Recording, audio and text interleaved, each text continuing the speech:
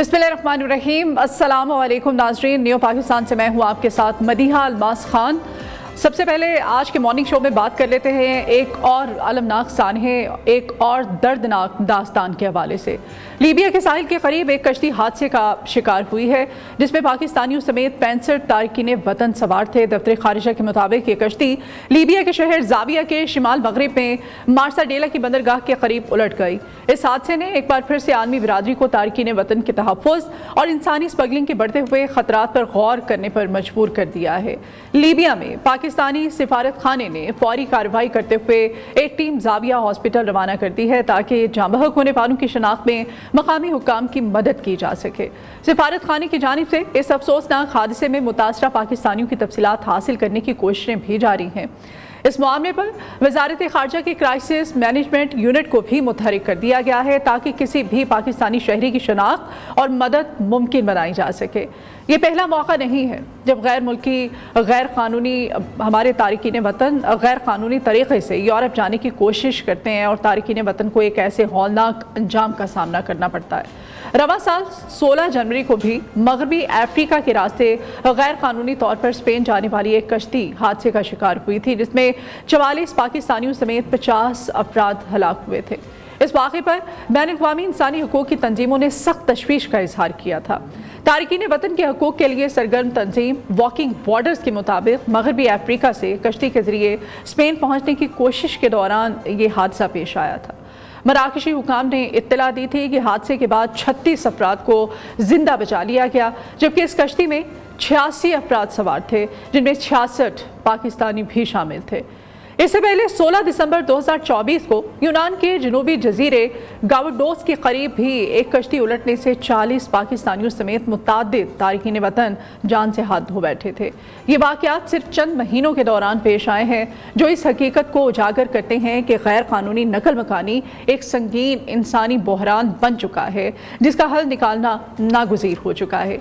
इस तमाम तर सूरत हाल के पेश नज़र वज़ीर आज़म शहबाज शरीफ ने इंसानी स्मगलिंग से मुताल्लिक़ जारी तहक़ीक़ात को जल्द मुकम्मल करने, सहूलतकारी में मुलव्वस वफाकी तहक़ीक़ाती इदारे के एहलकारों की निशानदही करने और इनके खिलाफ सख्त कार्रवाई करने का हुक्म दे दिया है। वज़ीर आज़म ने मुतल्लिका इदारों के दरमियान बेहतर राब्ते की भी हिदायत की है ताकि मुस्तक़बिल में ऐसे सानियात से बचा जा सके। तहक़ीक़ात के नतीजे में गुज़श्ता माह FIA की 40 से ज़ायद एहलकारों को गैर कानूनी इंसानी स्मगलिंग में मुलव्वस होने पर मुलाजमत से बरतरफ कर दिया गया था। इसके अलावा 29 जनवरी को वज़ीर आज़म शहबाज शरीफ ने यूनान कश्ती हादसे की तहक़ीक़ात में सुस्त रफ्तारी पर FIA के सरबरा अहमद इसहाक जहांगीर को भी उनके ओहदे से हटा दिया था। सवाल यहाँ पर यह उभरता है कि क्या सिर्फ तहक़ीक़ात और फिर चंद अफसरान को मुअत्तल कर देना काफ़ी है? जब तक तारकीन वतन के लिए कानूनी और महफूज रास्ते फ्राहम नहीं किए जाते, जब तक इंसानी स्मगलिंग के नेटवर्क्स का मुकम्मल खात्मा नहीं होता, जब तक दुनिया के पिसे हुए तबके के लिए मौक़े पैदा नहीं किए जाते, तब तक ये अलमनाक हादसात होते रहेंगे। ये महज एक कश्ती का उलट जाना नहीं है, ये बेबसी है, गुर्बत, नाइंसाफ़ी, नाबराबरी का वो समंदर है जिसमें हज़ारों मासूम जिंदगियाँ डूब चुकी हैं और अगर संजीदा इक़दामात ना किए गए तो मज़ीद डूबती रहेंगी। बहरहाल अपने अगले सेगमेंट की जानिब बढ़ते हैं और बात कर लेते हैं लाहौर में जारी रंगीनियों की। लाहौर का कज़ाफ़ी स्टेडियम जहाँ पर खेले गए जो स्टेडियम में खेला गया सह अफ्रीकी सीरीज़ का दूसरा मैच है उसमें न्यूजीलैंड ने शानदार कारकर्दगी का मुजाहिरा करते हुए जनूबी अफ्रीका को 6 विकेटों से शिकस्त देकर मुसलसल दूसरी कामयाबी अपने नाम कर ली है। इस कामयाबी में सबसे नुमायां किरदार न्यूजीलैंड के तजुर्बाकार बल्लेबाज केन विलियमसन का रहा है जिन्होंने नाकाबिले शिकस्त इनिंग्स 133 रन की इनिंग्स खेलकर न सिर्फ अपनी टीम को फतह दिलाई बल्कि वनडे इंटरनेशनल में तेज़ तरीन 7,000 रन भी मुकम्मल करने वाले खिलाड़ियों की फहरिस्त में आप दूसरे नंबर पर पहुंच गए हैं। जनूबी अफ्रीका ने पहले बैटिंग करते हुए डेब्यू करने वाले मैथ्यू ब्रेड्स के शानदार 150 रन की इनिंग्स की बदौलत 304 रन बनाए जो किसी भी डेब्यू मैच में सबसे बड़ी इनफरादी इनिंग्स का एक नया रिकॉर्ड है। ताम केवी बल्लेबाजों ने इस हदफ को एक ओवर पहले हासिल कर लिया जिसमें केन विलियमसन और डेविड कॉनवॉय की 187 रन की शराकत दारी कलीदी रही। अब सीरीज में पाकिस्तानी अपना अगला मैच 12 फरवरी को जनूबी अफ्रीका के खिलाफ पाकिस्तान खेलेगा, जबकि इससे पहले 10 जनवरी को लाहौर में जनूबी अफ्रीका और न्यूजीलैंड के दरमियान एक और अहम मुकाबला होगा। तो स्पोर्ट्स सजियाकार हमारे साथ हैं जी, सीनियर स्पोर्ट्स सजियाकार पीटर मीर साहब।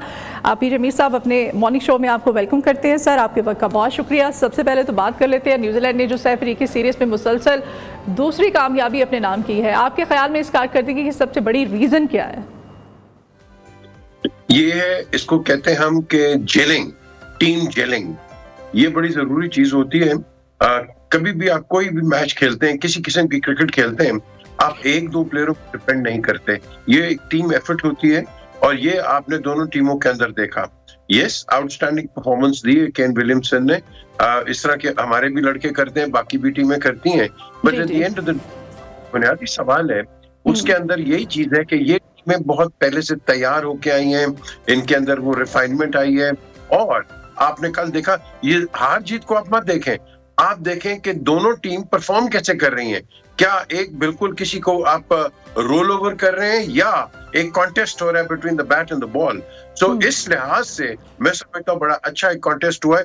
और पर्टिकुलरली आप फील्डिंग देखें, एक रन आउट तो आउटस्टैंडिंग रन आउट था जो कि उनके प्लेयर ने किया है। और यही मैं कहूंगा कि ये होती है आपकी प्री सीजन या प्री टूर्नामेंट की तैयारियां। लास्ट मिनट .com पे रिजल्ट कहीं नहीं मिलता है। तो well done, good game of cricket. और जो शायकीन आए थे, मैं समझता हूँ बड़ा जबरदस्त एक माहौल क्रिएट हुआ बड़ी देर के बाद, और वो भी एक ऐसी ग्राउंड के अंदर जिसके अंदर आप कह लो कि इंक्रीज की गई है सीट्स। तो वेल डन पीसीबी, जो ये जो लोग इतने लेके आए, अल्लाह करे ये चैंपियंस ट्रॉफी के अंदर भी इस तरह ही हो। अच्छा पीटर मीर साहब, केन विलियमसन ने शानदार सेंचुरी के साथ एक दिया सगे भी लबूर किया है, उनकी इनिंग्स को आप किस नजर से देखते हैं? देखिए जी, केन विलियमसन एक सीजन प्लेयर है और अगर आप इनका ट्रैक रिकॉर्ड देखें over a period of time, इन्होंने अपने आप को डेवलप किया है दो चीजों से, एक इनका एंड्योरेंस और दूसरा इनकी कंसिस्टेंसी। ये चीज होती है। हमारा तो ये होता है कि अगर एक लड़के ने 2 सीरीज में कर दिया तो उससे अच्छा प्लेयर कोई नहीं है, लेकिन कहीं फेल होता है तो उसके पीछे पड़ जाते हैं। या बाबर एक प्राइम एग्जाम्पल है, ये वर्ल्ड क्लास प्लेयर है, ठीक है रन्स नहीं हो रही हैं यार, ऐसी कोई बड़ी बात नहीं है, लेकिन इसके पीछे पड़ जाना और इसको और अंडर प्रेशर करना मीडिया के अंदर और ऑफ कोर्स दूसरे तरीकों से, that is not the right way. हमें प्लेयरों को इनकरेज करना है और आगे जाना है, लेकिन साथ साथ मैं यही कहूंगा कि हमारा ये जो लास्ट मिनट .com और लास्ट मिनट चेंजेस हम लेके आते हैं उन लड़कों को जो कि खेले नहीं होते, that this is not how you go about. ये कंसिस्टेंसी इसमें दिखाए, that is where you get results. ठीक है। और जो लॉबिंग होती है, जो फेवरेटिज्म होती है, खासतौर पे जो टीम की सिलेक्शन पे बहुत सारे सवालात उठाए जा रहे हैं जी, कि जो डिजर्व करते थे खिलाड़ी उनको साइड पे रखा गया है और बाकियों को जो लॉबिंग की मतलब वही टारगेट किया जा रहा है हमेशा की तरह। तो क्या ऐसा हुआ है आपकी बार भी? देखिए, ये तो अब आई होप नॉट जो भी डिसीजन लिया है ये चीफ सिलेक्टर आकिब जावेद ने लिया है और मुझे पूरा कॉन्फिडेंस है आकिब के ऊपर, बिकॉज आकिब अंडरस्टैंड्स क्रिकेट। क्योंकि मैं हमेशा कहता हूं कि अगर आपने उसकी कारकर्दगी देखनी है as a coach, as a developer, तो लाहौर कलंदर्स की आप डेवलपमेंट देखें, कहां से कहां लाहौर कलंदर को वो लेके गया है। सो पाकिस्तान टीम के लिए भी इंशाल्लाह अच्छा करेगा। लेकिन आपने एक सवाल जो उठाया है, ये आज का सवाल नहीं है, ये 50-60 साल का सवाल है कि यहाँ जो लॉबिंग हो जाती है लड़कों के लिए, वो हमारी सब क्रिकेट की वो दुश्मन बन जाती है कि इसको खिलाओ, इसको ना खिलाओ, ये बड़ा अच्छा है, वो अच्छा है। I think leave it to the selectors और उनकी जो बेस्ट जजमेंट है, हमें उसका एहतराम करना है। ठीक है, उन पर तनकीद भी होती है, लेकिन हर चीज आपके मुताबिक नहीं चलेगी। दूसरों के हाथ में कोई चूड़ियां नहीं पहनी हुई हैं, वो भी खेलते हैं और आप भी खेलते हैं। आपने सिर्फ ये दिखाना है कि आपकी परसिस्टेंस, आपका एंड्योरेंस और आपका वो जो होता है ना मैच का गट, ये कितना तकड़ा है, आप सब हर चीज कर सकते हो। पीटर मीर साहब, मैथ्यू ब्रेस्के ने डेब्यू पर 150 रन बनाकर एक नया रिकॉर्ड कायम किया। उनके इनिंग्स और मुस्तकबिल के इम्कानात पर आपकी क्या राय है? देखिए, ये एक जमाने में, मैं इसको एग्जांपल देता हूँ साइम अयूब का, और देखो जी ये प्लेयर ही कुछ नहीं है, इसको कहाँ लेके गए, उसने भी 200 टांगे, साथ ही उन्होंने कहा इससे अच्छा प्लेयर कोई नहीं है। तो मैथ्यू ने जो डेब्यू के ऊपर किया है, ये बड़ी अच्छी चीजें होती है। डेब्यू के ऊपर बड़े बड़े लोग आते हैं जो कि 100 कर जाते हैं, सो ये एक अच्छी चीज है। याद रखना, जो नया लड़का आता है, एक तो जो बॉलर्स होते हैं, अगर तो वो स्टडी करें दूसरे बैट्समैन को, उनको ऐसों का नहीं पता होता है कि इसकी स्ट्रेंथ और वीकनेसेस कहाँ है। तो उस लिहाज से उनको एक एडेड एडवांटेज मिल जाता है एज ए डेब्यूटेंट कि वो अपनी खुल के गेम खेल लेता है। और बॉलर्स जो होते हैं, जो कि रेगुलर्स के साथ बॉलिंग करते रहते हैं, उनको थोड़ी सी मैं समझता हूँ कि दुश्वारी आती है। बट अगेन आपने वो उसको एक कंसिस्टेंट लाइन एंड लेंथ में रखें, जो कि क्रिकेट का एक बेसिक लेसन है, वो अगर आप रखें तो जो मर्जी प्लेयर आगे आएगा वो फिर उसी लेसन के साथ ही आगे चलेगा। But Matthew 150, well done Matthew, well done. अच्छा पीजे मीर साहब, जो स्पोर्ट्स तज्जियाकार हैं वो ये भी कहते हैं कि अब ये जो चैंपियंस ट्रॉफी है ये इम्तिहान है पाकिस्तानी क्रिकेट टीम का, तो फिर दूसरी जानिब फ़हीम अशरफ की जो शमूलियत है उस पर भी मैं चाहती हूँ कि आप अपनी राय दें। अब आप समझते हैं कितने बड़ी जो चैंपियंस ट्रॉफी है, इतना बड़ा इवेंट है ये हमारे लिए, इसमें भी पर्ची सिस्टम जो है अब भी वो राइज है, अब भी चल रहा है? देखिए फ़हीम बहुत अच्छा प्लेयर है, इसमें कोई दो राय नहीं है। काउंटी क्रिकेट में इसका बड़ा अच्छा रिकॉर्ड है। लेकिन देखो, जो लड़का इतनी देर बाहर रहा है, अब उसको लास्ट मिनट अंदर लेके आओगे तो ये एक मायूसी भी क्रिएट करती है। मैंने तो क्रिकेट खेली हुई है हर लेवल के ऊपर, तो मुझे तो पता है कि अगर इस तरह की चीजें होती हैं तो आपके सिर पे आके कोई बैठ जाए तो हाउ डू यू फील? आप मोराल बिल्कुल नीचे चला जाता है। और इस तरह की चीजें जो होती हैं, आप आगे उसको ये बड़ी मुश्किल से बर्बाद नहीं समझती हैं। तो मैं समझता हूँ कि फ़हीम को लाना था तो उसको पहले लेके आते, लास्ट मिनट पे आप उसको लेके आ गए हो, तो इस तरह काम नहीं चलता हमेशा। मैं तो एक मदिया अपना एक एग्जांपल देता हूँ। मैं सिलेक्ट हुआ ऑस्ट्रेलिया के खिलाफ, तो मैं अभी ग्राउंड में जाने वाला था तो मुझे जफर अल्ताफ ने रोक लिया, पीछे तुम रुक जाओ। मैं कहा जी क्यों? उन्होंने वो इमरान आ गया, इमरान उसका इम्तिहान खत्म हुए थे ऑक्सफोर्ड के, वो आके वो मेरी गर्दन मैच खेल गया। टीम अनाउंस हो गई है और मैं अंदर जा रहा हूँ और मुझे बात। तो द क्वेश्चन इज कि आपको इफेक्ट करती हैं ये चीजें, ये बिल्कुल आपको इफेक्ट करती हैं। Eight the end of the day आपने लड़के के अंदर कॉन्फिडेंस इंस्टिल करना है। ये नहीं करना कि उसको अल्लाह मर्जी से बाहर निकाल दिया मर्जी से, इस तरह नहीं होता, कभी भी नहीं होता। ठीक है। अच्छा पीजे मीर साहब, जनूबी अफ्रीका की जो बॉलिंग तवक्कुआत के मुताबिक नजर नहीं आई है जैसी कि होनी चाहिए थी, क्या प्रोटीन बॉलिंग लाइन में कुछ बेहतरी की जरूरत है? नहीं, ये देखें ना आप, इनका एक पहला मैच है, गिव देम टाइम। इनका जो मेन गेम है ये ट्राई नेशन नहीं है, इनकी जो मेन गेम्स होंगी वो है चैंपियंस ट्रॉफी। उसके लिए ये बड़ी अच्छी चीज है, ये जो ट्राई नेशंस हम कर रहे हैं। तो कई जो जिसके अंदर जो पार्टिसिपेंट्स हैं उनके लिए एक तो एक्लेमेटाइजेशन टू द विकेट्स, जिन विकेट्स में खेलेंगे, दूसरा एटमॉस्फेयर का आपको दोबारा रीएक्लेमेटाइज करें, और साथ साथ आपको एक मैच प्रैक्टिस भी मिलेगी। तो ये मेरे लिए ये जो 3 टीमें हैं, I think it's a great opportunity. तो इतना वो नहीं होना चाहिए कि जी उसने ये डेवलप नहीं किया। ये आप देखोगे कि cricket will only get better. फिर ये भी तो कमेंट सामने आया था ना, ये ट्राई सीरीज नहीं है बल्कि अपने खिलाड़ियों को ट्राई कर रहे हैं। देखें, ये वक्त नहीं है आपको ट्राई करने का। आपने जो अगर बनानी होती, मैं तो हमेशा कहता हूँ वर्ल्ड कप्स के लिए आपको 4-5 महीने पहले उसको मेंटली तैयार कर लेते होते हो। तो लास्ट मिनट पे आके आखिरी महीने में कहो हाँ भी तुम खेल रहे हो, तुम टूर पे हो, तुम टूर में नहीं हो, इस तरह बात नहीं चलती है कभी भी। लेकिन सर ये पाकिस्तान है ना, यहाँ पे जो कुछ भी होता है वो 4 दिन पहले ही होता है। हम इसलिए हम कहते हैं ना हमें lastminute.com, तो lastminute.com के अंदर यही हो, आप कभी भी आगे अपने आप को तरक्की नहीं करेंगे। और फिर हम कहते हैं हमें जीत रहे हैं, और भाई किस तरह जीत, जब तुम्हारी टीम जेल ही नहीं करेगी कैसे जीतोगे तुम? और ये आज की बात नहीं कर रहा हूं मैं, ये over a period of time. ये तो कई लड़के बीच में ऐसे एक्स्ट्राऑर्डिनरी आ जाते हैं, वसीम, वकार, आकिब, मुश्ताक और इस तरह के लड़के आ जाते हैं कि वो आपकी टीम को लेके आगे चलते रहते हैं। ये इनको कहते हैं वर्ल्ड क्लास बीटर्स।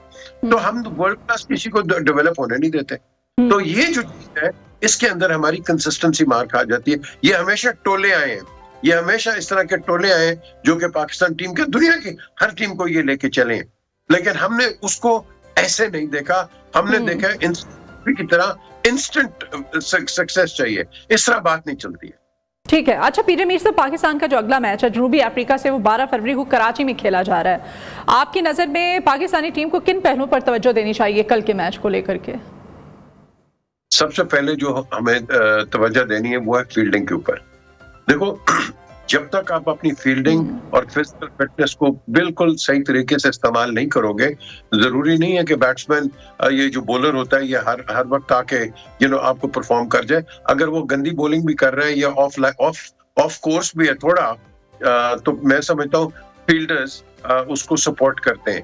तो फील्डिंग के ऊपर मैं समझता हूँ बहुत ज्यादा है। अब देखो ना, अफरीदी ने जो ये किया है, the most expensive over is bowled, but at the end of the day captain को चाहिए था जाके से बात करे, उसको 2 मिनट और जाके अपने आप उसको बोलो कि रीजुविनेट। दुनिया के अच्छे बॉलरों को मार पड़ जाती है, अफरीदी इज नॉट दुनिया के अच्छे बॉलरों को, लेकिन ये होता है कि ये फिर आपकी कैप्टनसी पे भी डिपेंड करता है। तो अब आपने जो सवाल किया, एक तो कैप्टन को हमारे को प्रोएक्टिव होना है, इसको जबरदस्त लड़कों से कम्युनिकेशन रखनी है।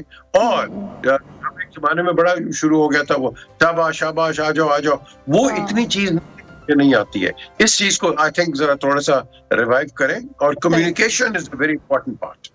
पीजे मीर साहब, मोहसिन नकवी साहब की आप भी तारीफ करना चाहेंगे, जिस तरह से रिकॉर्ड एक मुद्दत के अंदर लाहौर स्टेडियम को मुकम्मल किया गया, उसका तो इफ्तिताह हो चुका है। कराची स्टेडियम जो है वो उसका भी इफ्तिताह होने जा रहा है। रिकॉर्ड मुद्दत में ये मंसूबे मुकम्मल किए गए हैं। आप भी पीसीबी में एक बड़े ओहदे पर रहे हैं, तो तारीफ करना चाहेंगे मोहसिन नकवी साहब की? देखिए जी, well done Mohsin, he is done a great job. ये डूअर हैं, जब ये चीफ मिनिस्टर भी थे उस वक्त भी इन्होंने काम किया, बहुत अच्छा काम किया। ये मुझे ऐसे लोग चाहिए पाकिस्तान के अंदर जो कि डूअर्स हो, और Mohsin is one of those who is a doer. मैंने तो इनके साथ काम भी किया हुआ है इनके चैनल के ऊपर, एंड आई टेल यू ये वहां भी इस तरह ही थे और हैं, और ये जो इनको जो पोजीशन मिली है उसके अंदर भी, हाँ ठीक है, इन पे बड़ी तनकीद हुई है। तो मुझे बता दें कि ये अफलातून कौन है? मुझे तो काम से गर्ज है, और काम इन्होंने किया है।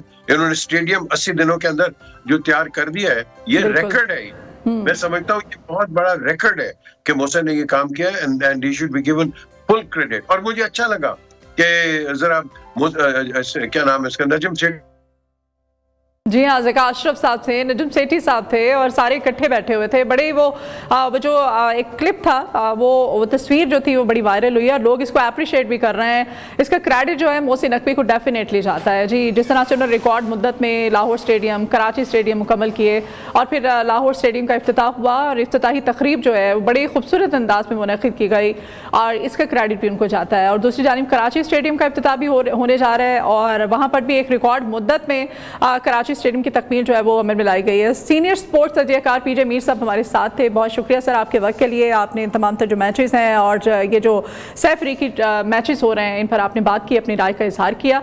और नाज़रीन करामी, ये जो मैचेस हैं, ख़ासतौर पर जो शायकीन क्रिकेट हैं पाकिस्तान में, इन मैचेस को लेकर के काफ़ी पुरजोश नज़र आ रहे हैं। तो हमारी भी तवक्कुआत हैं अपनी पाकिस्तानी क्रिकेट टीम के साथ। सिलेक्शन जो है चूँकि हो चुकी है, तो अब इस पर कुछ भी कमेंट करने से बेहतर है कि दुआ की जाए और अपनी सपोर्ट जो है अब वो दी जाए। तो अभी हम बात कर लेते हैं जी पाकिस्तानी, जो ब्रेक लेते हैं। एक ब्रेक के बाद जब दोबारा हाजिर होंगे तो वापसी पे बात करेंगे जी कराची स्टेडियम का इफ्तिताह जो होने जा रहा है, वहाँ पर क्या तैयारियां की जा रही हैं, और कराची के जो शायकीन क्रिकेट हैं उनका जोश जज्बा इन मैचेस को लेकर के, स्टेडियम के इफ्तिताह को लेकर के किस तरह से। एक ब्रेक लेते हैं, हमारे साथ ही रहिए। Welcome back new Pakistan. और अभी हमारा सेगमेंट पाकिस्तानी क्रिकेट के तारीखी मैदानों में शुमार होने वाले नेशनल स्टेडियम कराची की तज़ीन व आराइश मुकम्मल कर ली गई है, जिसके बाद ये जदीद तरीन सहूलियात से आरास्ता एक आलमी मयार का क्रिकेट वेन्यू बन चुका है।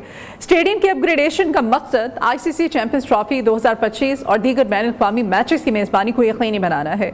इस हवाले से आज एक शानदार इफ्तिताही तकरीब भी मुनक़िद की जाएगी, जिसमें सदर मुमलिकत मेहमान ख़ुसूसी होंगे। नेशनल स्टेडियम कराची की तज़ीन व आराइश का मंसूबा 120 दिन की रिकॉर्ड मुद्दत में मुकम्मल हुआ है। इस अपग्रेडेशन में नई पिचेस, जदीद flood lights, digital score board, VIP enclosures, जदीद dressing rooms, commentary box, security system और शायकीन के लिए आरामदेह नशिस्तें भी शामिल हैं। स्टेडियम में बैनुल-अक़वामी मयार के मुताबिक नई प्रेस गैलरी और ब्रॉडकास्टिंग रूम भी बनाया गया है, ताकि मीडिया नुमाइंदगान को जदीद सहूलियात फ्राहम की जा सकें। आज होने वाली इफ्तिताही तकरीब में पाकिस्तान के नामवर गुलकार शफकत अमानत अली खान और साहिर अली बग्गा अपनी परफॉर्मेंस से तकरीब को 4 चांद लगाएंगे। इसके अलावा क्रिकेट से मोहब्बत रखने वाले शायकीन के लिए खुशखबरी ये है कि इफ्तिताही तकरीब में आवाम के लिए आज दाखिला बिल्कुल फ्री रखा गया है। स्टेडियम के दरवाजे शायकीन के लिए खोल दिए जाएंगे और बड़ी तादाद में क्रिकेट के परिस्तारों की आमद मतवक्के है। पाकिस्तान तकरीबन 30 साल बाद किसी आईसीसी इवेंट की मेज़बानी कर रहा है और नेशनल स्टेडियम कराची की तज़ीन व आराइश इसी बड़े इवेंट को मद्देनजर रखते हुए की गई है।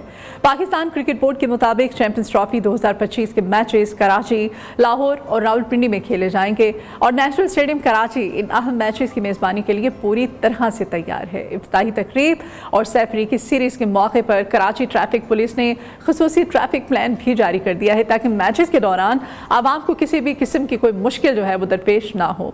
इसी हवाले से तमाम तर सूरत हाल पे हम बात करेंगे। कराची से हमारे नुमाइंदे हम्माद यूसुफ हमारे साथ हैं। हम्माद, आप मॉर्निंग शो पे आप हमारे साथ हैं, वेलकम करते हैं मॉर्निंग शो में आपको। सबसे पहले तो हम आपसे ये जानना चाहते हैं, नेशनल स्टेडियम कराची की अपग्रेडेशन के जो अहम पहलू हैं वो क्या है आज? जी बहुत शुक्रिया बदीहा आपका।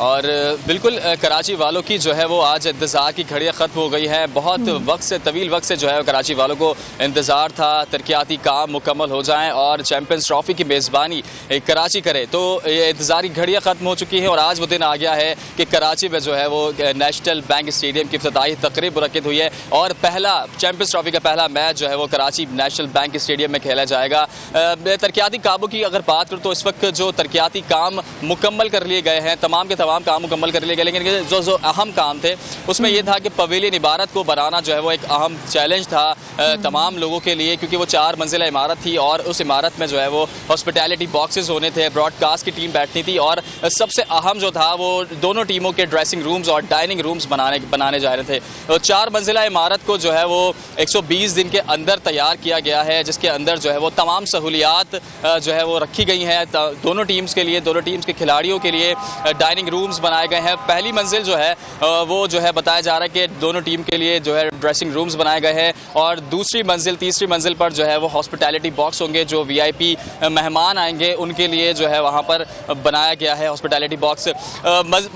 सबसे बड़ी बात यह है कि वहाँ का जो मंजर है ग्राउंड का हॉस्पिटैलिटी बॉक्स से वो काबिल दीद है, क्योंकि पूरा ग्राउंड जो है वो हॉस्पिटैलिटी बॉक्स से क्लियर नज़र आता है। एक जो बाउंड्री है वो पूरी बाउंड्री जो है वो हॉस्पिटैलिटी बॉक्स से हमें क्लियर नज़र आती है। पुराना जो इंक्लूजर था या पुराना जो हॉस्पिटैलिटी बॉक्स था वहाँ से शायकीन को जो है वो ये मुश्किलात होती थी कि जो इंक्लूजर के ऊपर की जो छत है वो उसकी वजह से उन्हें जो है वो ग्राउंड नज़र नहीं आता था। तो हॉस्पिटैलिटी बॉक्स की जो इमारत है, हॉस्पिटैलिटी बॉक्स के बारे में तो आप तफसीलन हमें बता रहे हैं, बड़ी अच्छी बात है। आप कह रहे हैं कि पुराने स्टेडियम में इस पे काम नहीं था, लेकिन अब नए स्टेडियम में जदीदियत को मद्देनजर रखते हुए इस पे काम किया गया है। स्टेडियम में कौन कौन सी नई सहूलियात मजीद शामिल की गई हैं? हमाद, मैं चाहती हूँ कि हमारे नाजरीन को इस बारे में बताएं आप। जी इस वक्त जो स्टेडियम में नई नई सहूलियात शामिल की गई है तो ये है कि फ्लड लाइट जो है वो तमाम के तमाम यहाँ पर स्टेडियम में नई लगी है, जो कि आज अपनी सहूलत बताएंगी, जो अपनी जो फीचर्स हैं वो उससे आपको आगाह करेगी, क्योंकि आज रात में जो है वो इफ्तिताही तकरीब होगी। उस तकरीब में जो है वो ये जो फ्लड लाइट नई लगाई गई है ये जो है बताएंगी कि इनमें जो है क्या खुसूसियात हैं। और इसके अलावा जो इंक्लूजर से 2-3 नए इंक्लूजर्स बनाए गए हैं, जिसमें शाहिद अफरीदी और जो है वसीम जो यूनुस खान है उनके नाम का भी इंक्लूजर ऐड किया गया है। और कुछ इंक्लूजर जो पीछे जो हमारी जो एनालॉग स्क्रीन लगाई गई थी, पहले जो लगी हुई थी एनालॉग स्क्रीन, उसके बिना पर जो 2 इंक्लूजर छुपे हुए थे वो स्क्रीन हटने के बाद अब जो है वो नेशनल बैंक स्टेडियम में 2 डिजिटल स्क्रीन्स का भी इजाफा हुआ है। 2 डिजिटल स्क्रीन्स लगाई गई हैं, जिसके बाद जो है वो इंक्लूजर का भी इजाफा हो गया है। तो इंक्लूजर्स बड़े हैं, डिजिटल स्क्रीन्स लगाई गई हैं और जो है इमारत बनाई गई है, फ्लड लाइट्स हैं। तो इस तरह के कुछ काम है जो बड़े बड़े काम है जिनको 120 दिन के अंदर आपने सीनियर क्रिकेटर्स का नाम लिया जिनके नाम से इंक्लोजर्स बनाए गए हैं, खास तौर पे खुसूसी तौर पे तैयार किए गए हैं। क्या कोई इंक्लोजर जो है वो इमरान खान के नाम पे भी बनाया गया है, उसकी कोई एडिशन की गई है? नहीं, अब तक इस तरह की कोई सामने नहीं आई है। इमरान खान लाहौर में तो है इंक्लूजर तो अब तक नहीं आया है। पुराने जो हाँ जी बिल्कुल लाहौर में है, लेकिन कराची में जो है वो लेजेंडरी जो हमारे क्रिकेटर्स हैं शाहिद अफरीदी और यूनुस खान, उनके नाम से मंसूब किया है। इसके अलावा पुराने जो फजल महमूद और हमारे दीगर पुराने जो लेजेंडरी क्रिकेटर्स हैं उनके नाम से जो मंसूब किए गए थे इंक्लूजर, वो अब तक जो है वो चल रहे हैं, उनको कंटिन्यू रखा गया है। 2 इंक्लूजर का जो इजाफा हुआ है उसमें जो है वो शाहिद अफरीदी और यूनुस खान है। इसके अलावा मैं आपको ट्रैफिक प्लान की बात बताऊँ तो ट्रैफिक प्लान जो है तरतीब दे दिया है। जो निजी होटल से लेकर स्टेडियम तक का पूरा रास्ता है वहाँ पर रेंजर्स के जवान जवान तैनात कर दिए गए हैं और रेंजर्स के जवान जो है वो पूरे रास्ते पे तैनात हैं। इसके अलावा ट्रैफिक प्लान तरतीब दिया है कि मैच जब शाम में इफ्तिताही तकरीब शुरू होगी तो ये जो पुल है आप देख रही हैं पीछे, ये जो है वो बंद कर दिया जाएगा। इसके अलावा जो हैवी ट्रैफिक है, हैवी ट्रैफिक को यहाँ आने की इजाज़त नहीं होगी और जो लोग स्टेडियम आना चाहते हैं उनके लिए स्टेडियम से साथ ही जहाँ नेशनल कोचिंग सेंटर है और चाइना पार्किंग है वहाँ पर जो है वो फ्री पार्किंग का भी इंतजाम किया गया है। इसके अलावा दाखिला भी फ्री है, एंट्री भी फ्री रखी गई है शायकीन क्रिकेट के लिए। तो फिर ट्रैफिक दायरा शायकीन क्रिकेट धड़ा लड़ाएंगे, ये मौका ऐसा है, इवेंट ऐसा है, तो फिर ट्रैफिक का खास ख्याल रखा जाना बहुत ज़रूरी था। गैर मुल्की जो क्रिकेटर्स हैं, खिलाड़ी हैं, उनकी हिफाजत के लिए कोई खुसूसी प्रोटोकॉल क्या तरतीब दिया गया है, क्या प्लान है, क्या मनसूबा है, इस बारे में बताइए हमें। देखिए गैर मुल्की खिलाड़ी जो आएंगे यहाँ पर, क्योंकि ट्राई सीरीज़ होने वाली है, आज इफ्तिताही तकरीब है और कल ट्राई सीरीज़ का दूसरा मैच पाकिस्तान जो है वो जुनूबी अफ्रीका के ख़िलाफ़ खेलेगी, तो उनके लिए भी जो है वो फुल प्रूफ सिक्योरिटी है, पुलिस और रेंजर्स के जवान तैनात हैं। इसके अलावा यहाँ पर जो है वो पाक फ़ौज के जवान भी तैनात किए गए हैं। पासिस के अलावा किसी को स्टेडियम के अंदर जाने की इजाज़त नहीं है। स्टेडियम के अंदर जो है वो जवान जो पाक फ़ौज के जवान हैं वो भी कड़ी निगरानी कर रहे हैं और पासिस के अलावा किसी भी जो मुतल्लका अफराद है उनको जाने की इजाज़त नहीं होगी। तो सिक्योरिटी के सख्त इंतजाम हैं। आज इफ्तिताही तकरीब होगी, कल से जो है मैच जो है ट्राई सीरीज़ का दूसरा मैच खेला जाएगा जो पाकिस्तान और जनूबी अफ्रीका के दरमियान होगा। पाकिस्तान अपना पहला मैच जो है वो न्यूजीलैंड के खिलाफ हार चुका है और न्यूजीलैंड अपने दोनों मैच जीत चुकी है, जनूबी अफ्रीका के खिलाफ भी और पाकिस्तान के खिलाफ भी। तो कल जो है पाकिस्तान जो दूसरा मैच अपना जो है नेशनल बैंक स्टेडियम में खेलेगा ट्राई सीरीज़ का। तो उम्मीद करते हैं शायकीन क्रिकेट के जो है वो ये जो ट्राई सीरीज है ये भी हमारे पाकिस्तान के लिए जो है अच्छी साबित हो। पाकिस्तान बिल्कुल ऐसा ही है। हमारे कराची के बासियों के लिए एक सवाल है जो कि स्ट्रीट क्राइम की वजह से, बढ़ते हुए क्राइम की रेशो की वजह से बहुत परेशान है। ये जो इवेंट होने जा रहे हैं, ये इवेंट उनकी ज़िंदगी पर, एक आम आदमी की ज़िंदगी पर कोई असर डालेगा? देखिए ये इवेंट बहुत ज़्यादा मुझे लगता है कि असरअंदाज होगा क्योंकि चैंपियंस ट्रॉफी एक बड़ा इवेंट है और जिस तरह के जो माजी में हमने देखा कि या क्या चैंपियंस ट्रॉफी से अभी कुछ देर कबल की बात करें तो हमारे कुछ जो लोग थे पड़ोसी ममालिक वो भी ये चाहते थे कि चैंपियंस ट्रॉफी पाकिस्तान को ना मिले, चैंपियंस ट्रॉफी की मेज़बानी जो है पाकिस्तान को ना मिले और मज़मूम अज़ाइम में वो अपने कामयाब नहीं हो सके। उन्होंने जो है बहुत हथकंडे अपनाए। जो हमारे मोहसिन नकवी हैं चेयरमैन PCB, उन्होंने भी जो है वो इस चीज़ पर जो है वो अटल रहे कि पाकिस्तान जो है वो मेज़बानी करेगा, चाहे हाइब्रिड मॉडल पे क्यों ना जाना पड़े। तो उनके जो भारत के जो मैचेस थे इसी को जो है न्यूट्रल वे में करवाया जा रहा है। अब जो है वो भारत के मैचेस दुबई में होंगे, वरना फिर भारत जो है वो पाकिस्तान आके खेलता। लेकिन उसके इस तरह के अज़ाइम थे कि किसी तरह से पाकिस्तान के हाथ से चैंपियंस ट्रॉफी चली जाए, लेकिन हमारे जो चेयरमैन PCB हैं उन्होंने पाकिस्तान सूरत कामयाब नहीं हुए। आपने रूट के बारे में तो हमारा तफसीलन हमें बताया, जिस पुल पे आप हमें नजर आ रहा है आपके बैकग्राउंड में, उस पुल के बारे में, सिक्योरिटी के बारे में चाहती हूँ कि आप बता दें सिक्योरिटी प्लान क्या है? देखिए सिक्योरिटी प्लान तरतीब दे दिया गया है। सिक्योरिटी प्लान में ये होगा कि हैवी ट्रैफिक यहाँ पर नहीं आने दिया जाएगा। ट्रैफिक में जो ये रोड है, स्टेडियम रोड है, यहाँ पर अब से कुछ देर बाद यानी 12 से 1 बजे के बाद जो है हैवी ट्रैफिक की जो यहाँ पर आमदरफ्त है वो बंद कर दी जाएगी और जो है जो मुतल्लिका बड़ा दीगर गाड़ियाँ हैं उन्हें भी जो है यहाँ पर आने की इजाज़त नहीं जाएगी। जो स्टेडियम आना चाहते हैं सिर्फ उन्हीं गाड़ियों को जो है वो स्टेडियम के रोड पर जो है चढ़ने की इजाज़त दी जाएगी और ट्रैफिक प्लान को सख्ती से अमल दरामद करने की हिदायत की गई है। इसके अलावा जो शहर फैसल है, शहर फैसल पर जो है वो 28 मार्च तक बताया जा रहा है कि 28 मार्च तक किसी भी किस्म की पार्किंग जो है वो पाबंदी लगा दी गई है। जो दफातर हैं, जो लोग हैं, उन सब पे तमाम तफसीलात से आप हमें अपडेट कर रहे थे। बहुत शुक्रिया आपका तमाम तफसीलात से अपडेट करने के लिए। नेशनल स्टेडियम कराची के आज इफ्तिताह होने जा रहे हैं और कराची के जो लोग हैं उनके लिए आज एंट्री जो है स्टेडियम में फ्री रखी गई है और ये हमारे पाकिस्तान में क्रिकेट के फ़िरोग के हवाले से मैचेस जो इंतहाई अहमियत के हामिल है। अभी एक ब्रेक लेते हैं, ब्रेक के बाद दोबारा हाजिर होंगे। आप हमारे साथ ही रहिए।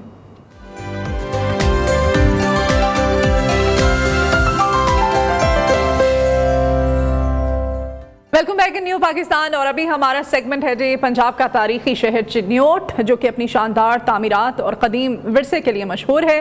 आज भी कई हैरत अंगेज़ इमारतों का अमीन है। इन्हीं में से एक है एक 5 मंजिला शाहकार जो कि लकड़ी के नायाब फनपारों से मुज़य्यन है और जिसे इसकी खूबसूरती के बायस चिन्योट का ताज महल भी कहा जाता है।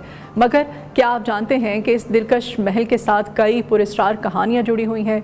ये हैरत अंगेज महल दरअसल एक बाप की अपने बेटे से मोहब्बत की निशानी था।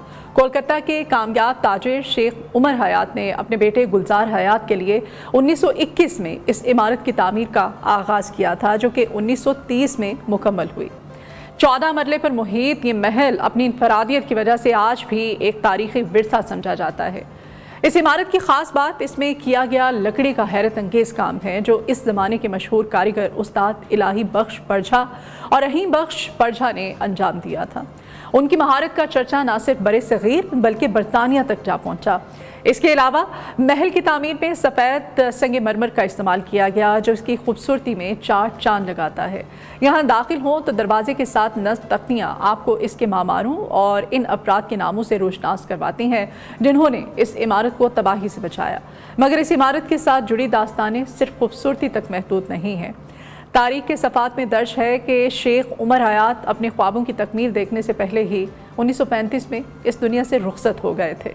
महल मुकम्मल होने के बाद उनके अहले खाना यहाँ बसे और कुछ ही अरसे बाद उनके बेटे गुलजार हयात की शानदार शादी इस महल में अंजाम पाई। लेकिन शादी के अगले ही दिन एक अफसोसनाक वाक़या पेश आ गया। गुलजार हयात पुरस्कार तौर पर इस महल में मुर्दा पाए गए। उनकी वसीयत के मुताबिक उन्हें इसी महल के अंदर दफनाया गया है। कुछ अरसे बाद उनकी वालिदा फातिमा बीबी भी चल बसीं और उनके पहलू में आसूदा खाक हुई।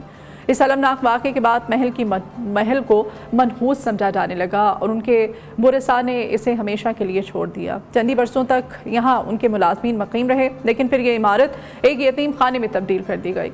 मकामी अफराद का मानना है जी कि इस महल पर आसेब और जिन्नात का साया है। कई लोगों का दावा तो ये भी है कि रात के अंधेरे में यहाँ चुड़ैले नाचती और गाती दिखाई देती हैं, जो किसी को यहाँ बसने नहीं देती। ये इमारत आज भी चिन्योट का एक तारीखी विरसा है, मगर वक्त के साथ साथ जमूहाली का शिकार हो चुकी है। इसकी 2 बालाई मंजिलें गिर चुकी हैं और जबकि नीचे की एक लाइब्रेरी कायम कर दी गई है। अगर हुकूमत इस इमारत की बहाली पर तवज्जो दे तो ये न सिर्फ सयाहों के लिए एक तारीखी मकाम बन सकता है, बल्कि पाकिस्तान के विरसे की हिफाजत का एक अजीम इक़दाम भी साबित हो सकता है। तो ये खूबसूरत महल आज के इस मॉर्निंग शो में हमने आपको दिखाया, जिसको कि चिन्योट का ताज महल भी कहा जाता है। और ये जो ताज महल है, अब यहाँ पर जिन्नात का बसेरा है, चुड़ैलें बसती हैं, या फिर वहाँ के मकामी लोगों का ये कहना है कि आसेब है। एक ब्रेक लेते हैं, ब्रेक के बाद दोबारा हाजिर होंगे कुछ नए सेगमेंट्स के साथ, तो आप हमारे साथ ही रहिए।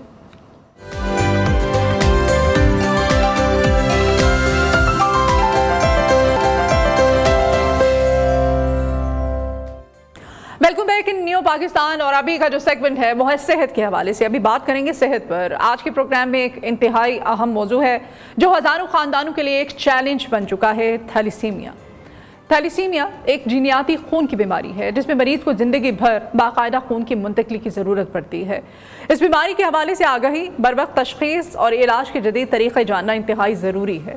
हमारे साथ मौजूद हैं डॉक्टर नदा सिकंदर साहिबा, जो इंडस हॉस्पिटल में कंसल्टेंट हेमेटोलॉजी, क्लिनिकल लैब और ब्लड बैंक की सरबराह हैं। वो थैलीसीमिया समेत दीगर खून की बीमारियों के इलाज और तहकीक में वसीअ तजर्बा रखती हैं। डॉक्टर नदा का शुमार पाकिस्तान की नुमाया हेमेटोलॉजिस्ट में होता है और वो थैलीसीमिया के मरीजों के इलाज में एक क्लीदी किरदार अदा कर रही हैं। आज हम उनसे जानेंगे कि थैलीसीमिया के मरीजों को किन चैलेंजेस का सामना होता है, खून की मुंतकली के अमल में क्या एहतियाती तदाबीर इख्तियार की जानी चाहिए और पाकिस्तान में थैलीसीमिया की रोकथाम के लिए क्या इक़दाम किए जा रहे हैं। डॉक्टर नदा, बहुत शुक्रिया आपने वक्त निकाला, मॉर्निंग शो में आप आई। बहुत अहम मौजू है ये, और ये केसेस जो हैं ये बढ़ते चले जा रहे हैं। और जहाँ तक मेरी जो नॉलेज है, इन्फॉर्मेशन है, ये फैमिली में, ख़ानदान में, कज़न्स में आपस में जब शादियाँ होती हैं तो केसेस बढ़ जाते हैं। आप, ये मिथ है या हकीकत है, क्या कहेंगे इस बारे में? अस्सलाम वालेकुम। सबसे पहले बहुत शुक्रिया आपने इस प्रोग्राम में मुझे शामिल किया, इस अहम मौजू में डिस्कशन के हवाले से। मेरा ताल्लुक़ Indus hospital and health network से है, जिसके 4 रीजनल ब्लड सेंटर्स हैं जो थैलेसीमिया के मर्ज़ का इलाज भी करते हैं। थोड़ा सा मैं आपको इंडस हॉस्पिटल के बारे में बताऊं कि तकरीबन 17 साल पहले कायम हुआ और इसके तकरीबन 10 हस्पताल हैं, जिसमें से लाहौर में एक फ्लैगशिप हॉस्पिटल है हमारा, 600 बेड हॉस्पिटल, और उसमें तमाम स्पेशलिटीज़ मौजूद हैं और मज़ीद इजाफा की गुंजाइश है जो हो जाएगा। अच्छा, अब हम आते हैं थैलेसीमिया की तरफ। थैलेसीमिया एक जीनियाती बीमारी है और इसका बिल्कुल आपने सही बताया कि ये एक कज़न मैरिज, कंसिंगुअस मैरिज की वजह से हमारी सोसाइटी में, हमारी पॉपुलेशन में बहुत कॉमन है जी। इसमें ये बीमारी अगर मियाँ बीवी दोनों में एक कैरियर स्टेटस हो या वो उनके पास एक डिफेक्टेड जीन हो, तो उनके हर प्रेगनेंसी में 25% चांसेस होते हैं कि बच्चा थैलेसीमिया मेजर का हो। थैलेसीमिया मेजर में जो बच्चा मुब्तला होता है वो पैदाइश में उस पर कोई सिम्टम्स नहीं होते, तकरीबन 6 महीने की उम्र से उसको खून की कमी होती है, वो पेल हो जाता है, उसके माइलस्टोन्स नहीं अचीव होते और तिल्ली बढ़नी शुरू हो जाती है आगे जाके। तो उसमें बहुत से कॉम्प्लिकेशंस का शिकार होता है, जिसका इलाज जो हर महीने ब्लड ट्रांसफ्यूजन है और उसके अलावा जो है ट्रांसफ्यूजन रिलेटेड भी बहुत मसले मसाइल होते हैं। मसलन आयरन ओवरलोड, उसकी वजह से कुछ बीमारियां हैं, हेपेटाइटिस बी, सी और HIV वो भी है। जो उसका परमानेंट इलाज है वो है स्टेम सेल ट्रांसप्लांटेशन। अच्छा। जो बहुत ही एक्सपेंसिव और पाकिस्तान में है, पाकिस्तान में होता है, बिल्कुल होता है, लेकिन हमारी पॉपुलेशन क्योंकि ज़्यादातर ये लो इनकम ग्रुप्स में ज़्यादा प्रोमिनेंट है, मैनेज बेसिकली इम्प्रॉपर मैनेजमेंट उस ग्रुप में ज़्यादा है। ऐसा नहीं है कि ये अच्छा ये है डॉक्टर नदा कि ये जो जनूबी पंजाब है हमारा, वहाँ पे केसेस बहुत ज़्यादा हैं क्योंकि वहाँ पे ट्रेंड है। वो जो कुछ एरियाज़ पाकिस्तान के ऐसे भी हैं जहाँ पर सिर्फ अपनी बरादरी के अंदर अपनी फैमिली में शादी करने को तरजीह दी जाती है, कोशिश की जाती है कि फैमिली में शादी हो, इसीलिए वहाँ पे केसेस ज़्यादा हैं। ऐसा ही बिल्कुल ऐसा ही है, बिल्कुल ऐसा ही है। लेकिन ये सिर्फ सदर्न पंजाब या पंजाब में ही नहीं है रिस्ट्रिक्टेड, ये नॉर्दर्न एरियाज़ में भी है, ऑल ओवर पाकिस्तान है, क्योंकि हमारे कल्चर में कज़न मैरिज का बहुत एक कॉमन ट्रेंड है। सदर्न पंजाब में ज़्यादा है। जहाँ जहाँ इसकी इनहेरिटेंस पैटर्न का पता चलता जा रहा है, जी। जो एजुकेशन और मास स्क्रीनिंग की वजह से पता चलता जा रहा है, तो उसमें फ़र्क आ रहा है। ठीक है। अच्छा, सिंध असम्बली में बिल पास हुआ था और वो बिल ये था कि शादी से पहले टेस्ट लाजमी ये करार दिया गया था। खैबर पख्तूनख्वा असम्बली में भी ये बिल पास हो चुका है। ये शादी से पहले कोई ऐसा टेस्ट है कोई कि जिससे पता चलाया जा सके अगर ये दोनों कज़न्स की आपस में शादी होती है तो आपके जो बच्चे हैं उनको खुदा न खासा बीमारी हो सकती है? इस बारे में बताएं, जो हमारे नाज़रीन इस वक्त देख रहे हैं, ये टेस्ट कितना लाजमी है और सबको क्या करवाना चाहिए? अगर आप फैमिली से बाहर भी शादी करते हैं तो क्या टेस्ट करवाना चाहिए आपको? बिल्कुल, ये इतना ही कॉमन हमारे बीमारी हो चुकी है कि हम फैमिली, डेफिनेटली फैमिली के अंदर तो है ही है, हमें कराना चाहिए। हम बाहर भी, अगर फैमिली से बाहर भी कराएं तो बहुत सारी ऐसी फैमिलीज जिनको पता ही नहीं होता कि उनके अंदर ये जेनेटिक म्यूटेशन है। अच्छा। जब तक उनके आगे औलाद में नहीं आता। इसमें ऐसा है कि बहुत ही सिंपल टेस्ट है, CBC का टेस्ट है जो आम हर लैब में हुआ जाता है। अच्छा। कंप्लीट ब्लड पिक्चर, उससे अंदाज़ा हो जाता है, उसके इंडेक्स से अंदाज़ा हो जाता है कि ये थैलेसीमिया माइनर है, जो मर्द है और औरत है। ये लड़का और लड़की दोनों को कराना चाहिए? जी, दोनों को कराना चाहिए। इस तरह पैटर्न इस तरह होता है कि फीमेल करवाती हैं या मेल करवाएं तो वो अगर उनका माइनर आ जाता है, CBC में कुछ इंडेक्सेस ऐसे होते हैं जो इंडिकेट करते हैं। उसके बाद एक और टेस्ट होता है HPLC का, जिसमें हीमोग्लोबिन के कुछ फ्रैक्शंस होते हैं जिससे पता चलता है कि ये थैलेसीमिया माइनर है या नहीं। अगर वो पता चल जाता है तो फिर आप अपने स्पाउस का कराएं या टू बी स्पाउस का करवाएं। जी जी। अगर वो नॉर्मल है तो फिर उसमें कोई प्रॉब्लम नहीं होती। ठीक है। आप कह रही हैं कि बच्चा जब पैदा हो जाता है और 6 महीने तक वो सिम्टम्स जो है उसमें नहीं आती हैं, 6 महीने के बाद जो पता चलना शुरू हो जाता है कि बच्चे को खुदा न खासा ये बीमारी है, बेसिकली इसकी अलामात क्या है, पता कैसे चलता है? पेरेंट्स आपके पास आते हैं अपने बच्चों को लेकर के कि हमारे बच्चे को मतलब क्या उसके होते हैं सिम्टम्स? बच्चा पेल हो जाता है, वो उसकी फीडिंग प्रॉपर्ली वो नहीं, खाने पीने में तंगी करता है, चिड़चिड़ापन होता है, उसकी ग्रोथ नॉर्मल नहीं होती है।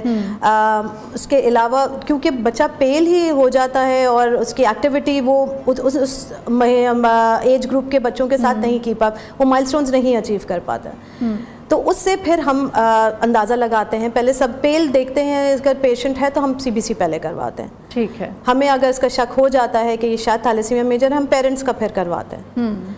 तो उससे फिर हमें कंफर्म भी हो जाता है कि ये इसको थैलेसीमिया मेजर है। ठीक है।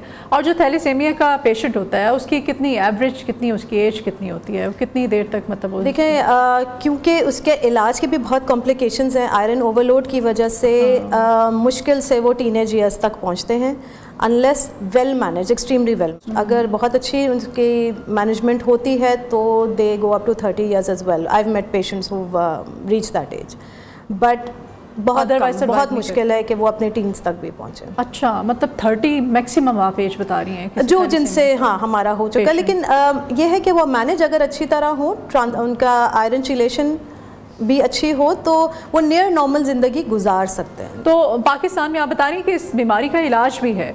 इलाज पाकिस्तान में कहाँ कहाँ किया जा रहा है, कौन कौन से शहरों में है और कितना ये महंगा है? जो लोग, मैं चाहती हूँ कि लोगों को अवेयरनेस जो है वो बहुत ज़्यादा ज़रूरी है। देखिए, ट्रांसप्लांट की जो से पहले जो है ट्रांसफ्यूजन शुरू होती है, ब्लड ट्रांसफ्यूजन शुरू होती है, क्योंकि एक हर एज होती है जिसमें हम ट्रांसप्लांट कर सकते हैं। ट्रांसफ्यूजन जो अगर सेफ ब्लड ट्रांसफ्यूजन हो, इसका मतलब है जो बीमारियाँ हैं BC और HIV जो खून से भी बहुत ज़्यादा बिल्कुल, तो उससे ये होता है कि अगर वो सेफ ब्लड ट्रांसफ्यूजन हो, उसके अलावा आयरन की ओवरलोड जो है, जो ब्लड की ट्रांसफ्यूजन की वजह से ही होता है, एक यूनिट में 200 to 250 मिलीग्राम्स ऑफ आयरन होती है, जो आप आपकी मील में 1 मिलीग्राम होती है। तो आप सोचें हर महीने आपके बॉडी के अंदर ये जा रहा है और ये डिपॉजिट होता है आपके हार्ट में, लिवर में, तो उससे फेलियर्स होते हैं, डायबिटीज़ हो जाती है, ग्रोथ रिटार्डेशन होती है, बहुत से कॉम्प्लिकेशंस हो जाती हैं। अगर उसको टाइमली मैनेज कर लिया जाए, उसके आयरन चिलेशन थेरेपीज़ होती हैं, वो टाइमली ली जाएं तो नियर नॉर्मल ज़िंदगी गुजर सकती है। परमानेंट इलाज इसका स्टेम सेल ट्रांसप्लांटेशन है, जो बड़े शहरों में है, AFIP में है, पिंडी में है, लाहौर में भी है, कराची में भी है, बट उसकी एक्सेस सबको नहीं है। It's a very expensive procedure और उसमें आपको डोनर की अरेंजमेंट, बहुत सी चीज़ें होती हैं, क्योंकि हमारे ब्लड डोनेशन के लिए ही डोनर्स अरेंज करना इतना मुश्किल होता है। तो स्टेम सेल ट्रांसप्लांटेशन, अच्छा, ब्लड बैंक्स, बड़ा अच्छा आपने पॉइंट रेज किया है। एक नॉर्मल इंसान जो है, जैसे मैं हूँ, आप हैं, हम सब, हमें ब्लड जो है कहते हैं कि आपको देना चाहिए और ये बहुत ज़रूरी होता है एक नॉर्मल इंसान के लिए। कितने अरसे बाद एक नॉर्मल इंसान जिसको खुदा न खासा कोई बीमारी नहीं है, हेल्दी है, उसको खून देना चाहिए, कितना खून देना चाहिए, बहुत ज़रूरी है ये। अच्छा, हमारे कुछ लोग ऐसे होते हैं, जैसे मैंने ज़िंदगी में, मतलब होता है ना कि आप डोनेट करते हैं किसी को ब्लड या किसी को ज़रूरत पड़ जाती है, तो ये क्या वो भी आपके लिए हार्मफुल होता है, आपकी बॉडी के लिए? अगर आप ब्लड ना देना हार्मफुल नहीं होता, ब्लड दें तो बहुत अच्छी बात है। हाँ। उसमें यह है कि हमारे अपने डोनर को फ़ायदे से ज़्यादा रिसिपिएंट को होता है, क्योंकि ये बहुत किल्लत है ब्लड की और सेफ ब्लड की। इंडस हॉस्पिटल ने जो 3 रीजनल ब्लड सेंटर्स बनाए हैं, मुल्तान, भावलपुर, जामशोर और कराची में, और इंशाल्लाह Indus hospital jubilee campus Lahore में भी होगा इसका निकाल, तो उसमें ब्लड स्क्रीन होता है, प्रॉपर डोनर क्वेश्चनिंग होती है, क्योंकि आपको पता है कि हमारे जो कुछ इलीगल डोनर्स भी होते हैं, ड्रग एडिक्ट्स होते हैं जो पैसे के लिए करते हैं, उनका ब्लड बिल्कुल सेफ नहीं होता। मेयारी बैंक में, ब्लड बैंक में देना चाहिए ब्लड, जिसमें प्रॉपर टेस्टिंग हो, तो जो डोनर हमारे पास कभी कमी नहीं हो सकती, बिकॉज इतने हमारा लोड है, पेशेंट लोड है थैलेसीमिया का। थैलेसीमिया के अलावा और भी बीमारियां जिसमें खून की ज़रूरत होती है, तो ये एक तरह से ज़ाहिर है एक बहुत ही अच्छा नेक काम है। उसके अलावा देयर आर स्टडीज़ के patient tends to feel healthy, donor tends to feel healthy as well. और जो आपने बताया फ्रीक्वेंसी जो है वो हम मतलब एवरी 2 months के बाद दे सकते हैं आप। एक नॉर्मल इंसान जो है खून की एक बोतल दे सकता है, बिल्कुल ठीक है। मतलब इसमें कोई आपकी सेहत को लेकर के कोई खतरा नहीं, बल्कि देना चाहिए 18 ईयर्स के बाद दें। और उसमें जो अच्छे ब्लड बैंक्स हैं, जैसे इंडस हॉस्पिटल है, वो उनके क्वेश्चनियर होता है जिसमें वो असेस करते हैं कि ये डोनर दे सकता है या नहीं। उसमें उनकी कोई बीमारी है या कोई दवाइयाँ वो ले रहे हैं, इवन एंटीबायोटिक्स ले रहे हैं या कोई वैक्सीनेशन ले रहे हैं, उसकी पूरी हिस्ट्री होती है और उसके कुछ क्राइटेरियाज होते हैं जो एक्सेप्टेबल है या नहीं है। अच्छा, थैलेसीमिया मेजर और थैलेसीमिया माइनर, इसमें क्या फ़र्क होता है और इसकी तशख़ीस आप किस तरह से कर सकते हैं? अच्छा, जैसे मैंने बताया कि थैलेसीमिया माइनर जो है वो एक नॉर्मल ह्यूमन बीइंग है, उसमें कोई वो बीमारी के कोई अलामत नहीं नज़र आती। उसमें हीमोग्लोबिन सिर्फ थोड़ा लो होता है और उसमें जो हमारे हीमोग्लोबिन की एक जीन होती है, बीटा ग्लोबिन जीन, वो या तो डिफेक्टेड होती है या म्यूटेटेड होती है। या कम होती है, उसकी वजह से सिर्फ हीमोग्लोबिन लो होता है, उसमें उसके अलावा और कोई प्रॉब्लम नहीं होती। लेकिन अगर आपके हस्बैंड या वाइफ के अंदर भी ये डिफेक्ट है तो बच्चा जो आने वाले बच्चा है उसमें 25% चांसेस हैं कि वो थैलेसीमिया मेजर होगा, क्योंकि वो डिफेक्टेड जीन या कम जीन दोनों पेरेंट्स से इनहेरिट करेगा। की अवेयरनेस बहुत ज़रूरी है डॉक्टर नदा। यहाँ पे आप चाहे टीवी चैनल्स के जरिए, यहाँ पे गवर्नमेंट को भी अपना किरदार अदा करना चाहिए, खासतौर पे जो महकमा सेहत है हमारा, उसको बड़ा ज़रूरी है अवेयरनेस जो है लोगों को देना, लोगों को टीच करना, लोगों को बताना। और इसके लिए आप जगह जगह जाएं, वहाँ जाके हर जगह पर लोगों को अवेयरनेस देना, कोई ऐसी कैंपेन चलाना कि लोगों को पता चले कि शादी से पहले टेस्ट बहुत लाजमी है। और ये सिर्फ कज़न मैरिज में नहीं है, ये हर शादी में मेल फीमेल दोनों का टेस्ट होना बहुत ज़रूरी है इस बीमारी से बचने के लिए। और डॉक्टर नदा हमें बता रही है कि इसकी रेशो जो है वो बढ़ती चली जा रही है। बिल्कुल बढ़ती चली ठीक है, सही है। अच्छा, ये भी बताइएगा, अक्सर होता है कि खून की जब मुंतकली हो रही होती है तो इस दौरान मरीज़ को आयरन ओवरलोड हो जाता है, तो फिर इसमें आप किस तरह से इस पेशेंट को ट्रीट करती हैं? देखिए, ऐसा होता है कि जब बच्चा ट्रांसफ्यूजन डिपेंडेंट हो जाता है तो उसके तकरीबन 1 साल बाद आयरन ओवरलोड शुरू हो जाता है। उसके लिए मॉनिटर करने के लिए ब्लड टेस्ट कराना होता है, सीरम फेरेटिन कराना होता है, और फिर उसके बाद आयरन चिलेशन थेरेपीज़ हैं जो शुरू कर देनी चाहिए। वो उसका बेसिकली मकसद ये होता है कि वो आयरन को बॉडी से एक्सक्रीट आउट करता है, एक्सेस जो आयरन होता है वो इंजेक्टेबल फॉर्म में भी होती है और एक वो ओरल फॉर्म में भी होती है। तो अगर वो ना एक्सक्रीट आउट हो और बॉडी में जमा होता जाए तो वो हार्ट में डिपॉजिट हो जाता है, लिवर में डिपॉजिट हो जाता है, दूसरे एंडोक्राइन ऑर्गन्स में हो जाता है, जिसकी वजह से बच्चे को diabetes, growth retardation, endocrine abnormalities, heart failure, liver failure, cirrhosis, इसका शिकार हो जाता है बच्चा। डॉक्टर निदा, आपकी जो जॉब है, मैं जब आपसे बात कर रही हूँ तो मैं इमेजिन कर रही हूँ कितनी अच्छी, और मैं कह रही हूँ कि अल्लाह ताला ने एक ड्यूटी है जो आपकी लगाई है, आपके ज़िम्मे ये काम आया है। जब आपके पास बच्चे आते हैं, टीनेजर आते हैं, पेशेंट्स, और बहुत यंग, तो फिर किस तरह से आप उनको ट्रीट करती हैं, उनकी फीलिंग्स क्या होती हैं? वो मतलब कुछ आप हमें बताना चाहेंगे, कोई ऐसा पेशेंट, कोई यादगार, कोई? मैं आपको बिल्कुल इनफैक्ट सेंसिटिव मेरी फैमिली में मेरे कज़न का बच्चा है जो मेजर का शिकार था।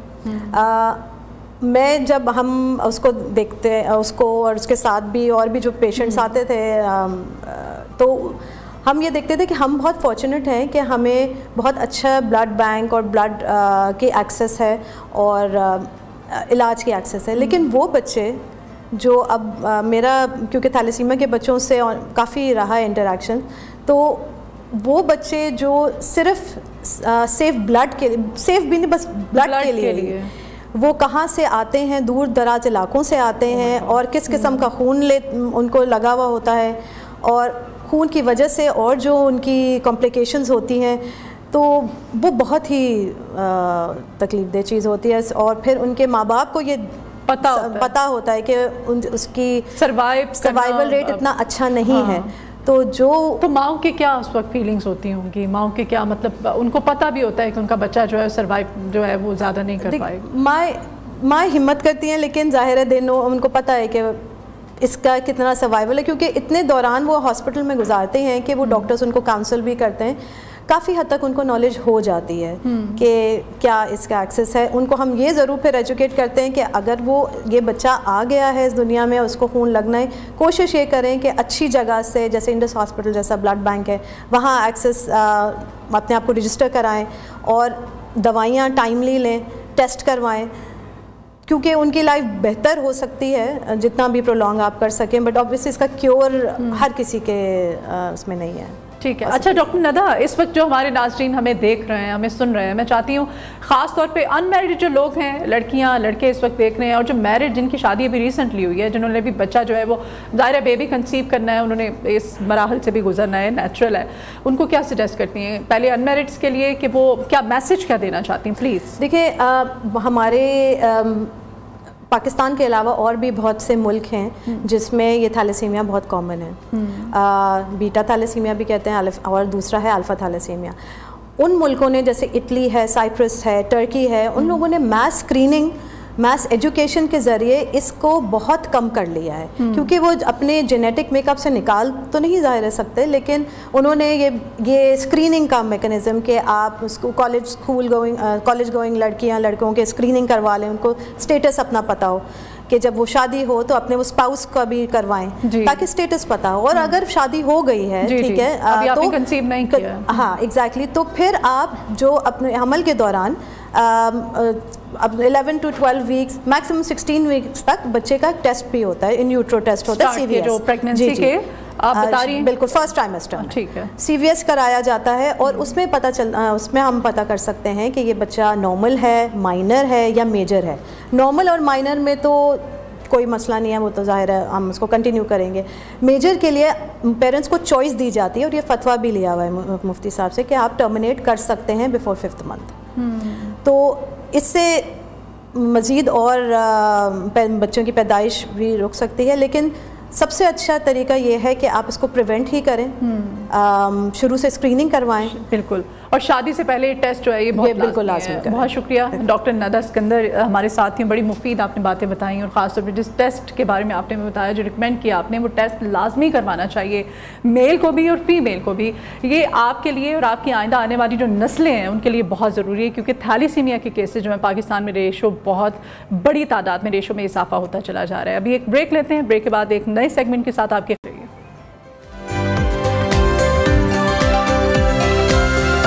चुकी है।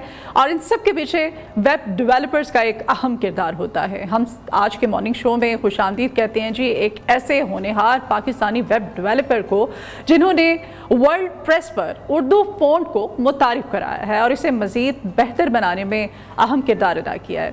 ना सिर्फ ये, बल्कि अब वो इस महारत को दूसरों तक पहुंचाने के लिए तलबा को वेब डेवलपमेंट की तरबियत भी दे रहे हैं, ताकि हमारे नौजवान भी डिजिटल फील्ड में आगे बढ़ें और माली तौर पर खुद मुख्तार बन सकें। ये जानकर खुशी होती है कि पाकिस्तान में भी टेक्नोलॉजी के मैदान में बेहतरीन काम हो रहा है और हमारे नौजवान अपनी सलाहियतों को बरूए कार लाकर आलमी सतह पर अपना लोहा मनवा रहे हैं। अगर आप भी वेब डेवलपमेंट सीख कर फ्रीलांसिंग या किसी और तरीके से ऑनलाइन कमाई के मौके तलाश कर रहे हैं तो आज का प्रोग्राम आपके लिए बहुत मुफीद साबित होगा। तो हमारे साथ हैं जी वेब डेवलपमेंट है, IT एक्सपर्ट हैं मियाँ शहजाद रज़ा साहब। बहुत शुक्रिया शहजाद साहब, मॉर्निंग शो में आपको वेलकम करते हैं। सबसे पहले तो ये बताइएगा कि किस तरह से आपने पॉसिबल बनाया जी, वो जो प्रेस का बटन था उस पर क्लिक किया और उर्दू फ़ॉन्ट में आप उसको ले आए, और ये कैसे कर लेते हैं? बड़ी मुश्किल शायद लड़कियों को लगता है, या आप चूँकि इस फील्ड से मैं जानना चाहूँगी कि लड़कियाँ जो इंटरेस्टिंग हैं, जो आना चाहती हैं IT की तरफ, उनको क्या सजेस्ट करते हैं? वालेकुम अस्सलाम, thank you for having me. अच्छा, पहले तो थोड़ी सी करेक्शन कर लेते हैं, उर्दू फ़ॉन्ट नहीं, उर्दू थीम बनाया हुआ है मैंने। उर्दू थीम ठीक है। जो वर्डप्रेस क्योंकि एक सॉफ्टवेयर है जिसको आप वेबसाइट्स बनाने के लिए इस्तेमाल करते हैं। अच्छा। तो उर्दू ब्लॉगिंग के लिए, उर्दू के लिए कोई स्पेसिफिक थीम नहीं था जिसके ऊपर जर्नलिस्ट या उर्दू ब्लॉगर्स को फैसिलिटेट किया जा सके कि वो एक बड़ी खूबसूरत अंदाज में अपनी एक वेबसाइट खड़ी कर लें।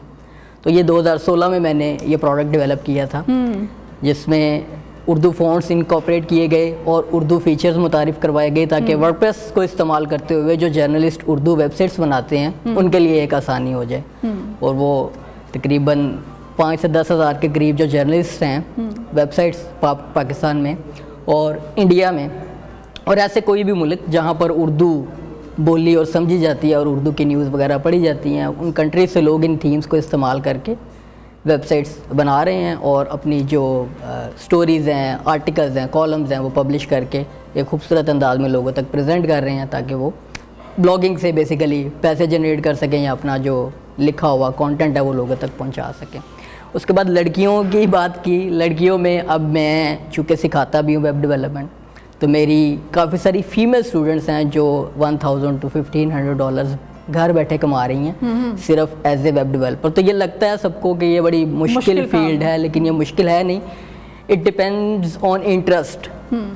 असल में मसला ये होता है कि मसला ही सारा इंटरेस्ट का है ना। इंटरेस्ट का है। लोग यूट्यूब के ऊपर थंबनेल देख लेते हैं, घर बैठे लाखों डॉलर कमाएं और वो समझते हैं कि शायद वो भी कर सकते हैं। भी होते हैं जो यूट्यूब पे बैठ के, फेसबुक पे बैठ के सिर्फ रील्स देख रहे होते हैं, वीडियोस देख रहे होते हैं और उनका कोई काम नहीं। उन रील्स में भी ऐसी वीडियोस आ जाती हैं कि ये एक ऐप इंस्टॉल कर लें और आपने लाखों डॉलर कमा लें। वो देखकर लोग समझते हैं कि ये काम बहुत आसान है। फेक वीडियोस होती हैं। ऐसा इतना आसान हो तो वो खुद वीडियोस बना के कमा रहे हैं, तो वो खुद उन ऐप से क्यों नहीं कमा रहे होते? मसला ये है यहाँ पर।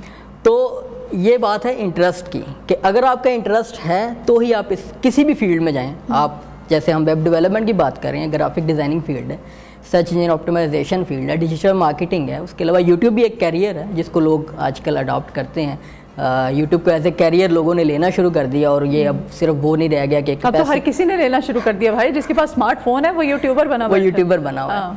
तो इंटरेस्ट बेस्ड जो लोग आते हैं वो किसी भी फील्ड में कामयाब हो जाते हैं। मतलब अगर आप इंटरेस्ट बेस पर नहीं आएंगे, आपका इंटरेस्ट नहीं है, आपने सिर्फ ये देख लिया कि यहाँ इस फील्ड से मैं पैसे कमा सकता हूँ और आपने उसमें जंप कर दिया है और आप क्या 6 महीने 1 साल में एग्जॉस्ट हो जाते हैं, क्योंकि हर फील्ड में महारत हासिल करना एक टाइम रिक्वायर्ड होता है। उसमें जो दिखाया जाता है कि जी सिर्फ 1 महीने में 2 महीने में आप कोर्स करेंगे और आप डॉलर की अच्छा, ये जो ब्लॉग्स होते हैं, कंटेंट राइटिंग होती है, जो इस वक्त घरों में बैठी बच्चियां हमें देख रही हैं, उनके लिए थोड़ा सा आसान लफ्ज़ों में बताएं कि किस तरह से मतलब ये लिख लेते हैं।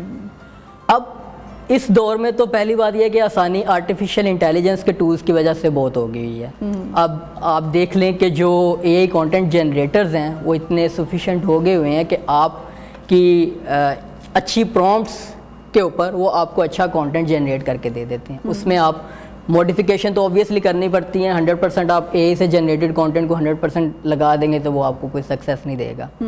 आपके लिए आसानी हो गई है। लोग समझते हैं कि शायद आर्टिफिशियल इंटेलिजेंस टूल्स के आने के बाद हमारी नौकरियां ख़त्म हो रही हैं। नौकरियां नहीं ख़त्म हो रही, आपको फैसिलिटेट किया जा रहा है। जो कोड मैं 30 घंटे में करता था वो मैं एआई टूल्स की मदद से 30 मिनट में कर लेता हूँ, तो मेरे लिए आसानी होगी। कंटेंट राइटर्स के लिए जितने भी एआई के कंटेंट जनरेटर टूल्स हैं उनको इस्तेमाल करते हुए वो मिनट्स में अपना, अब तो एजेंटिक एआई आ गई है कि आप एजेंट्स बना लेते हैं। एक एजेंट को असाइन कर देते हैं कि आपने कीवर्ड्स ढूंढने हैं, दूसरे एजेंट्स को असाइन कर देते हैं आपने इस कीवर्ड की बेस के ऊपर आर्टिकल लिखना है, तीसरे एजेंट को कह देते हैं कि आपने इस आर्टिकल के अगेंस्ट एक इमेज बनाना है, और फिर चौथा एजेंट आपके वर्डप्रेस वेबसाइट के ऊपर वो पोस्ट भी कर देता है। आपका काम ऑटोमेटेड हो गया। तो उसमें आपने थोड़ी सी अपनी मैनुअल इनपुट देनी है और इन टूल्स को इस्तेमाल करते हुए आप एक सक्सेसफुल ब्लॉग घर से बैठे बना सकते हैं। लेकिन वो टॉपिक ऑफ इंटरेस्ट होना चाहिए। जैसे अभी थोड़ी देर पहले मैं अभी देख रहा था कि एक डॉक्टर थी, वो उससे रिलेटेड बात कर रही थी। तो एक डॉक्टर जब थैलेसीमिया के बारे में लिखेगा वो अच्छा लिखेगा। एक मेरे जैसा बंदा जो वेब डेवलपर है और मुझे पता लगा कि थैलेसीमिया के बारे में बात करना या उस टॉपिक के ऊपर पैसे ज़्यादा हैं, मैं उस तरह का नहीं लिख पाऊंगा। तो फिर पाकिस्तान में वेब डेवलपमेंट जो है इसके कितने मौके मौजूद हैं? जो लोग इसमें शामिल होना चाहते हैं, जो स्टूडेंट्स, उनको क्या करना चाहिए? उनको करना चाहिए कि सबसे पहले बेसिक से स्टार्ट करना चाहिए। हम बिल्कुल जंप ऐसे नहीं करना कि आपने डायरेक्टली वर्डप्रेस के ऊपर ड्रैग एंड ड्रॉप टूल्स के ऊपर आ गए। अब वो ड्रैग एंड ड्रॉप टूल्स वाला थोड़ा सा ज़माना एआई टूल्स के आने के बाद ख़त्म हो गया। आप एआई टूल को बताते हैं कि मुझे एक पेट शॉप बनानी है तो वो आपको पूरा डिज़ाइन बना कर दे देता है। तो वो ड्रैग एंड ड्रॉप वाले पीछे रह गए हैं, जो कि आज से पहले तक तो चलता था। फाइवर के ऊपर, अपवर के ऊपर पाकिस्तानी बड़ा अच्छा खासा नाम बनाया हुआ है, पैसा कमा रहे हैं। लेबर हमारी फ्रीलांसिंग की इंडस्ट्री की बहुत ज़्यादा है, जिनमें काफ़ी सारे लोगों का किरदार है कि उन्होंने फ्रीलांसिंग लोग तैयार किए हुए हैं। तो अब आ जाकर आपने कोड से स्टार्ट करना है। ठीक है। अब हर बंदे के लिए कोड ज़रूरी है। कोड अब जो बाहर कंट्रीज़ में देख लेते हैं तो 3rd 4th ग्रेड से उनकी कोडिंग स्टार्ट हो जाती है। इवन जो रोबोटिक्स के ऊपर काम कर रहे हैं, तो अब जिसने भी वेब डेवलपमेंट की फील्ड में आना है वो कोड से स्टार्ट करे, HTML CSS जो बेसिक प्रोग्रामिंग लैंग्वेजेस से स्टार्ट करे और उसके बाद वेब डेवलपमेंट की तरफ आए। कितना अर्सा लगता है ये सीखने में, इसकी ट्रेनिंग में? और ये तरबियत जब आपने ली तो आपको ये ख्याल कैसे आया कि शुरू से इंटरेस्ट था आईटी की तरफ? मेरा शुरू से ही इंटरेस्ट आईटी की तरफ से था जब मैं स्कूल। और अगर कोई न्यू कमर इस तरफ आना चाहता है तो उसको कितना टाइम लगेगा इस सारी ट्रेनिंग में, सारे प्रोसीजर में, सब कुछ सीखने में? 3 से 6 महीने में बेसिक नॉलेज आ जाती है। जो बिल्कुल कुछ भी नहीं जानता, जो बिल्कुल कुछ भी नहीं जानता, 3 से 6 महीने में बेसिक नहीं है। ये बहुत कम बता रहा हूँ मैं। मतलब एक वो जो शॉर्ट कोर्सेज हैं ज़्यादा, एक हफ्ते वाले या 1 महीने वाले कोर्स में आपको वो नॉलेज ही नहीं मिल पाता जो आपको चाहिए होता है आगे सक्सीड करने के लिए। तो 3 से 6 महीने आपको बेसिक नॉलेज के लिए रिक्वायर्ड है। उसके बाद 6 महीने आपके कम से कम प्रैक्टिस के लिए होने चाहिए, जो आपने पढ़ा है, जो सीखा है, उसकी इम्प्लीमेंटेशन के लिए। उसके बाद आप उसको प्रोजेक्ट्स की सूरत में आप अपने पर्सनल प्रोजेक्ट्स कर सकते हैं या आप दूसरे क्लाइंट्स के प्रोजेक्ट्स की तरफ जा सकते हैं। अच्छा शहजाद, बताइए कि आप कितना कमा रहे हैं मंथली और कितने डॉलर जो है वो बंदा कमा सकता है? एग्जैक्ट फिगर तो मैं किसी को नहीं बताता, लेकिन ये जो लाखों वाला टाइटल है उससे तो फिट बैठता हूँ मैं उसमें। क्या लाखों डॉलर्स आप कमाते हैं? नहीं, लाखों डॉलर्स नहीं, लाखों रुपए की बात करें, लाखों डॉलर्स वाले तो सही। ठीक है जी। अच्छा, और आपने बताया कि जो आना चाहते हैं, जो बिल्कुल न्यू कमर्स हैं, जिनको कुछ भी पता नहीं है, अगर वो इस तरफ आते हैं तो उनको सीखने के लिए 6 से 6 महीने 3 से 6 महीने बेसिक नॉलेज के लिए रिक्वायर्ड है। उसके बाद उसकी इम्प्लीमेंटेशन। देखिए स्टार्टिंग अर्निंग जो है वो कितनी होती है ये वेब डेवलपमेंट? ये भी कोई फिक्स फिगर नहीं है। फिर भी एटलीस्ट $100 $200 तो आप कमा ही सकते हैं स्टार्टिंग मतलब। हाँ मतलब अगर आप बिल्कुल ही नए स्टूडेंट्स जिन्हें कह लें तो $100 to $200 तो आप इजीली कमा सकते हैं, आपके पास राइट स्किल्स हैं तो। सही। लड़कियां, चूंकि आप IT एक्सपर्ट हैं, इस फील्ड से हैं, तो लड़कियां कितनी तादाद में आपके साथ? कम है, कम as compare to boys. As compare to boys कम है, क्योंकि वो या तो कोड करने से डरती हैं, पता नहीं, लेकिन हालांकि कोड करना इतना कोई मुश्किल काम नहीं है, कोड करना आसान काम है, जिसको इंटरेस्ट बेस्ड की बात हो तो वो लड़कियां, लेकिन काम में आना चाहिए, लड़कियों को ज़्यादा आना चाहिए।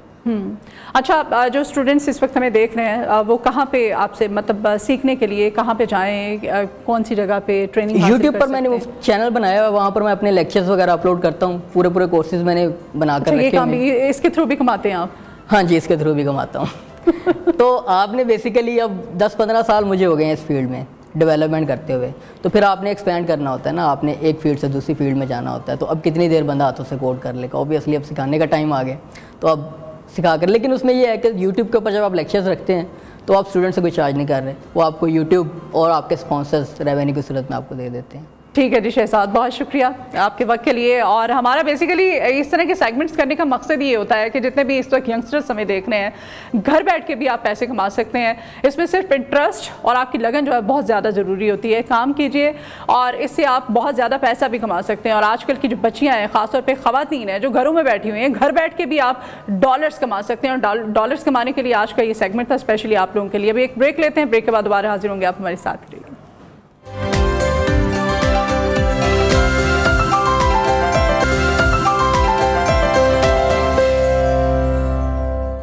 Welcome back in new Pakistan. और नाज़रीन, तालीमी इदारे वो मुक़द्दस जगह होती हैं जहाँ नस्लों की तामीर होती है, जहाँ इल्म के दिए जलाए जाते हैं, जहाँ एक उस्ताद ममारी कौम बनकर तुलबा के रोशन मुस्तकबिल की बुनियाद रखता है। लेकिन अगर यही तालीमी इदारे उस्ताद के लिए परेशानी और जहनी दबाव का सबब बन जाएँ तो ये हमारे मुआशरती निज़ाम के लिए एक लम्हा फ़िक्रिया है।